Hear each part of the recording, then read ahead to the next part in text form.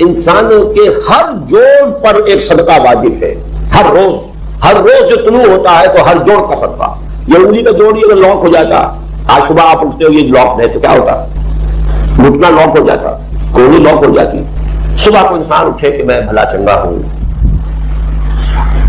کل یوم تطلع فی الشمس، ہر دن جس میں کہ سورج جو ہے طلوع ہوتا ہے اس میں ہر جوڑ پر ایک صدقہ واجب. اس کو شیخ سعدی نے بہت خوبی سے کہا ہے. ہر سانس جب انسان کے اندر جاتا ہے موجب تقویت ہوتا ہے. تو آکسیجن گئی قوت ملی، اسی کو برن کریں گے انرجی ملے گی. سانس باہر نکلتا ہے یہ صفائی کا ذریعہ بنتا ہے، کاربن ڈائی آکسائڈ اور بہت سی چیزیں نکل گئی. بس بر ہر نفس 2 شکر واجب ہے. ہر سانس پر 2 مرتبہ شکر کرنا چاہیے. ہر سانس اندر گیا موجب تقویت، باہر بنا موجب تنقیح. لہذا پس بر ہر نفس 2 شکر واجب. تقریباً اسی طرح کا یہ معاملہ ہے. لیکن اب یہ کیسے صدقے ہوں گے؟ اس صدقے ہی کی جیسے کہ پہلے آ چکا ہے اسی کی تعریف میں ہے. تعدل بین اثنین صدقۃ، 2 آدمیوں کے درمیان عدل کراؤ، فیصلہ کرا دو عدل کے ساتھ، یہ بھی صدقہ ہے. تعین الرجل فی دابتہ فتحملہ علیہا اور ترفع لہ علیہا متاعہ صدقۃ، اور تم مدد کرو کسی انسان کی اس کی سواری کے معاملے میں کہ اسے اس پر چڑھنے میں مدد دو، یا یہ کہ اس کی کوئی چیز اس کا سامان نیچے سے اٹھا کے پکڑا دو، وہ اوپر سوار ہو گیا ہے اب سیدھے سے سامان پکڑا رہے ہیں، یہ بھی صدقہ ہے.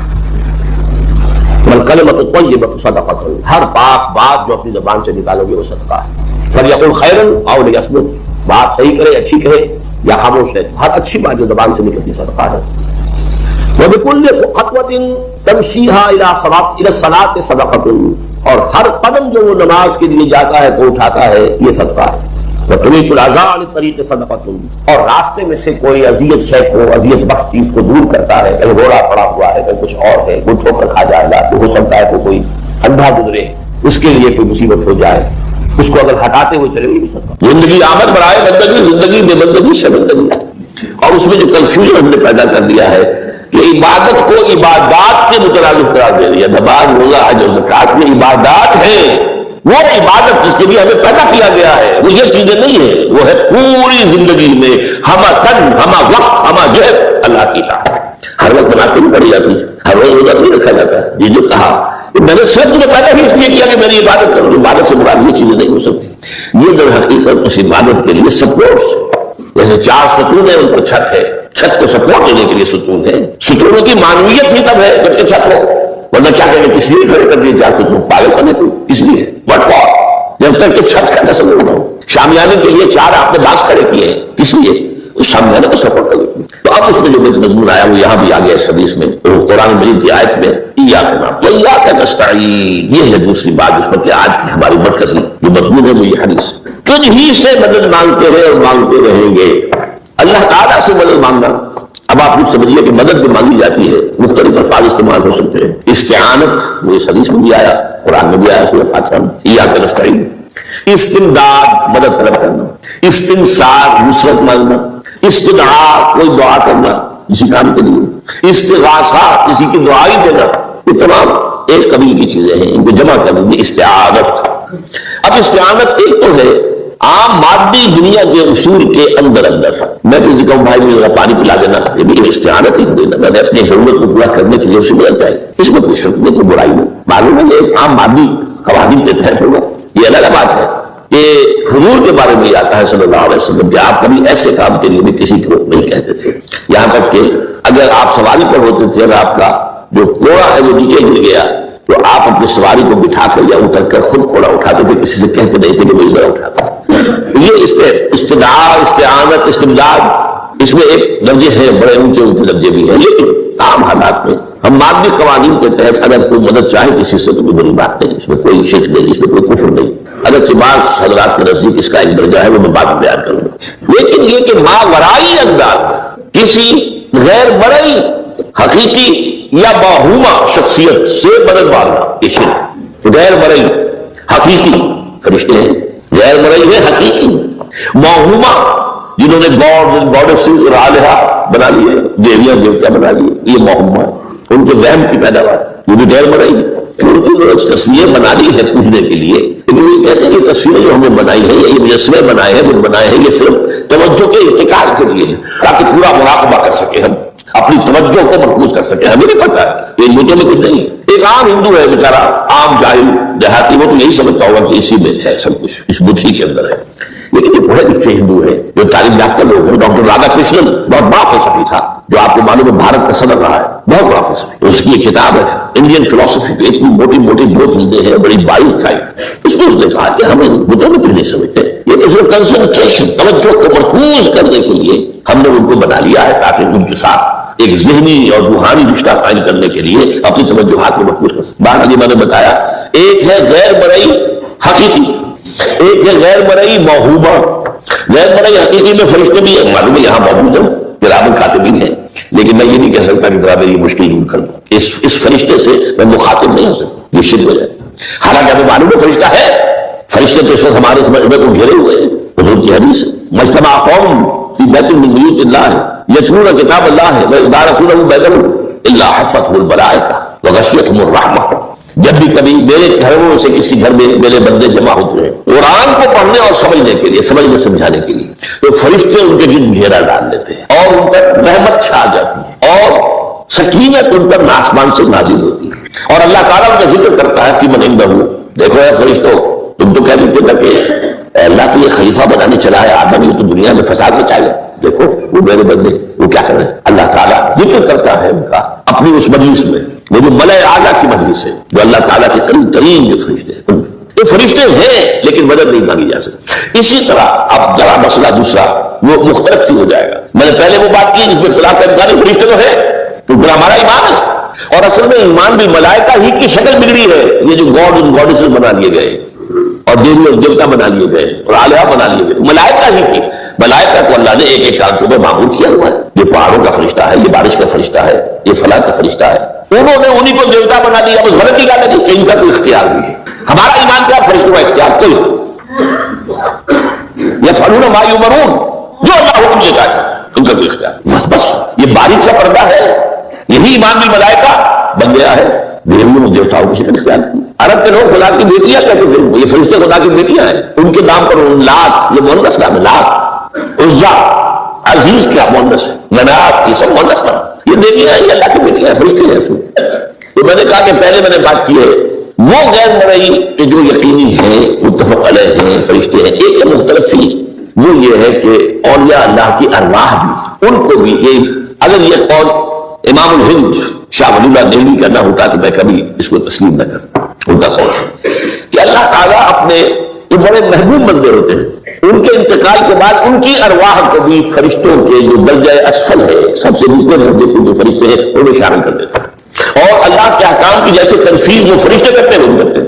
اب یہ مختلف مسئلہ ہو گیا، سب کے نزدیک نہیں ہے ایسا، لیکن یہ کہ بعض کے نزدیک شاہ ولی اللہ کہہ رہے ہیں تو اس کو تو ہم اٹھا کر ردی کی ٹوکری میں تو نہیں پھینک سکتی بات. لیکن ان کو بھی نہیں پکارا جائے گا. وہ ہے، وہ بھی اللہ کی سول سروس کے اندر بھرتی ہو گئے. سول سروس ہے نا، اس کے کادر سے ہمارے یہاں. پٹواری سے آپ چلیں گے تو ریونیو کا محکمہ جو ہے، پٹواری پر گرداور اور گرداور سے گرداور، قانون گو اور اسلوب پر اور نائب تحصیلدار وہ چلے گا. تو فرشتوں کے بھی گریڈ ہے، طبقہ اسفل، طبقہ اعلیٰ. تو اگر اللہ تعالیٰ اپنے نیک بندوں کی ارواح کو بھی اس میں شامل کر دے تو ہمیں کیا اعتراض ہے؟ اور اس کو ماننے سے کوئی شرک لازم نہیں آئے گا. ہاں انہیں پکارو گے تو شرک لازم آ جائے گا. بات سمجھ رہے؟ باریک فرق. فرشتوں کو مانتے ہیں، پکار نہیں سکتے، مدد نہیں مانگ سکتے. اسی طریقے سے ان کو آپ مانتے بھی ہوں گے کہ وہ ملائکہ کی آخری صف میں ان کو بھی اللہ نے بھرتی کر لیا ہے تو ٹھیک ہے. لیکن یہ کہ آپ اختلاف کا اختلاف بھی کر سکتے ہیں. اتنی بڑی بات کے لیے کوئی دلیل قرآن مجید سے ہمیں نہیں ملتی. فرض کیجیے کوئی شخص کہتا ہے، لیکن یہ کہ یہ قول ہے ایک محدث کا ہے.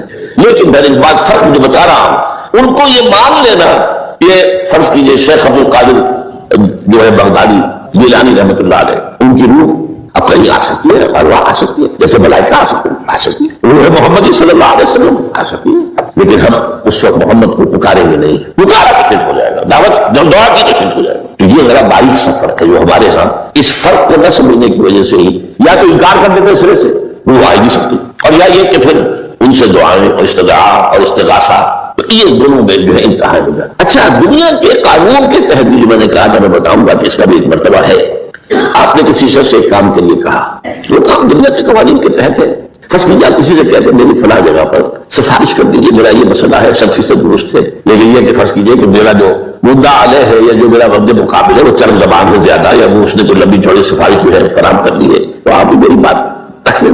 قرآن مجید میں آیا سورہ نساء میں یشفع شفاعۃ الحسنۃ، اچھی شفاعت کرنا، صحیح بات، اس کے اندر اللہ تعالیٰ نے اجر و ثواب رکھا۔ اب آپ نے ایک دفعہ کہا، اس نے نہیں کیا، دوسری دفعہ کہا نہیں کیا، پھر کہا کہ یہ میں بزرگ کا قول آپ کو بتا رہا ہوں کہ یہ شرک ہو جائے، ایک دفعہ کہا ٹھیک ہے یہ سوال ہے، دوسری دفعہ کہا یہ بھی چلیے معاف، اب تیسری دفعہ، اس کا مطلب یہ کہ آپ نے یہ بات سمجھ لی ہے کہ آپ کا خیر اسی کے ہاتھ میں ہے اور یہ شرک خفی ہو جائے، ٹھیک ہے آپ نے کہا اگر وہ کر دے ٹھیک، کوئی اعتراض نہیں۔ یہ باتیں بھی سمجھنے کی ہے، کیونکہ آدمی جو ہے اگر پیچھے پڑ جاتا ہے کیا کر رہا تھا، مطلب ہوا کہ اس کے ذہن میں یہ بات بیٹھ گئی ہے کہ تمہارا خیر جو ہے، تمہاری بھلائی اسی کے ہاتھ میں نہیں۔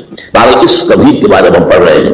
حضرت ابن عباس فرماتے ہیں رضی اللہ تعالیٰ عنہ، کن تو خلف النبی یوم صلی اللہ علیہ وسلم، ایک دن میں حضور کے پیچھے تھا۔ اب پیچھے ہونے سے کیا مراد ہے؟ گمان غالب یہ ہے کہ سواری پر، جس کو ردیف بھی کہتے ہیں، اللہ عالم یہ بھی ہو سکتا ہے کہ چلتے ہوئے پیچھے چل رہے ہیں ادب کے ساتھ، چچا زاد بھائی ہیں لیکن عمر میں تو بہت چھوٹے ہیں، نوجوان۔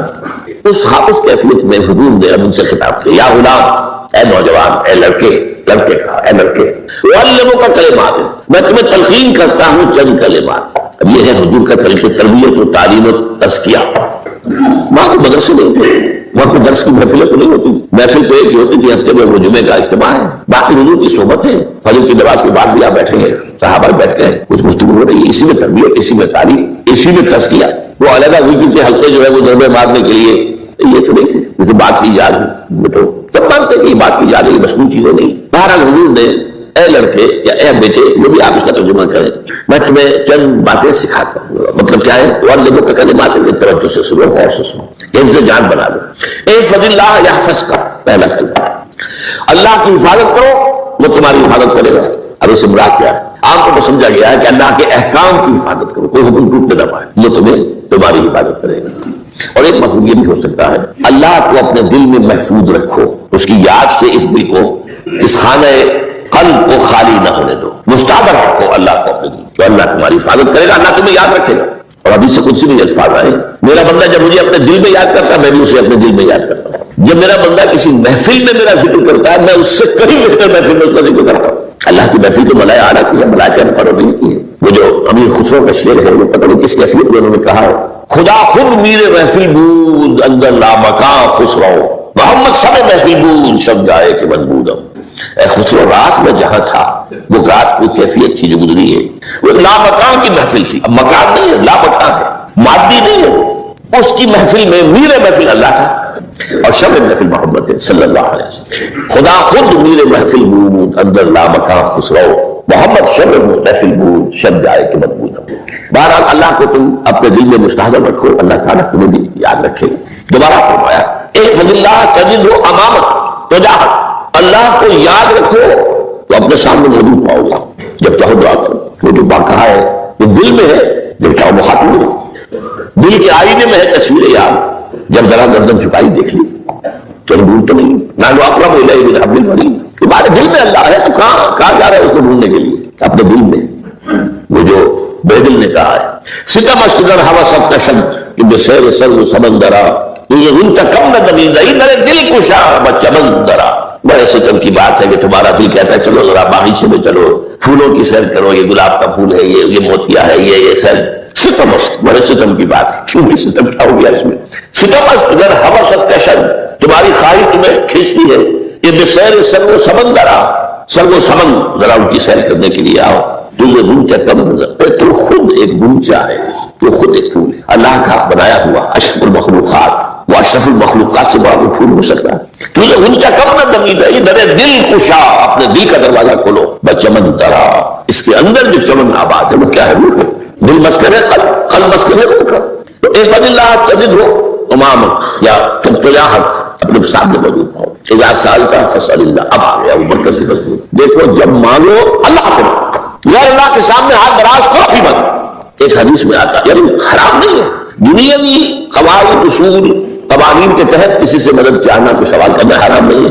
وہ تو میں نے کہا کہ اس پر اصرار آپ کریں گے تو اس میں بو پیدا ہو جائے گی، بدبو پیدا ہو جائے گی شرک کی۔